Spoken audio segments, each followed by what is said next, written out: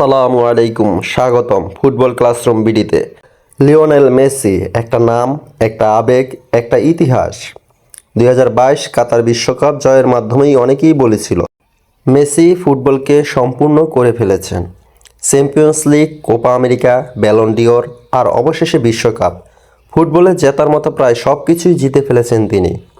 তাহলে প্রশ্ন হলো, 38 বছর বয়সে এসেও কেন মেসি এখনও 2026 বিশ্বকাপ খেলতে চান? আজ সেই প্রশ্নের উত্তর খুঁজব। প্রথম কারণ, লিগেসি বা উত্তরাধিকারকে আরও উঁচুতে নেওয়া। 2022 বিশ্বকাপের পর মেসিকে অনেকেই সর্বকালের সেরা বা গোট হিসেবে মেনে নিয়েছে।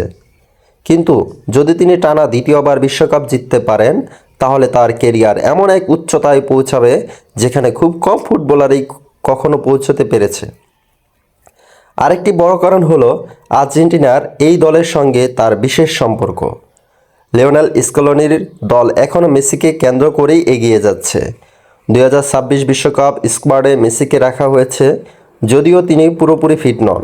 তার সতীর্থ নিকোলাস তাগলিয়াফিকো বলেছেন, পুরো দল চায় মেসিকে আরেকটি বিশ্বকাপ উপহার দিতে। আরেকটা ব্যাপার আছে, মেসি এখনও ক্ষুধার্ত। অনেক কিংবদন্তি বিশ্বকাপ জয়ের পর ধীরে ধীরে হারিয়ে গেছেন, কিন্তু মেসি এখনও মাঠে প্রভাব ফেলেছেন, ম্যাচ বদলে দিচ্ছেন এবং আর্জেন্টিনার জন্য সবচেয়ে বড় অনুপ্রেরণা হয়ে আছেন। তবে চিন্তার জায়গাও আছে।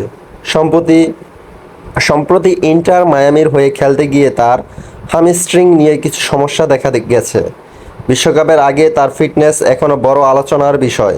কিন্তু একটা বিষয় পরিষ্কার, মেসি শুধু খেলতে নামবেন না, তিনি নামবেন ইতিহাস গড়তে। 2026 বিশ্বকাপ কি হবে মেসির লাস্ট ডান্স, নাকি তিনি আবার বিশ্বকে দেখাবেন কেন তাকে গোট বলা হয়? কমেন্টে আপনার মতামত জানান।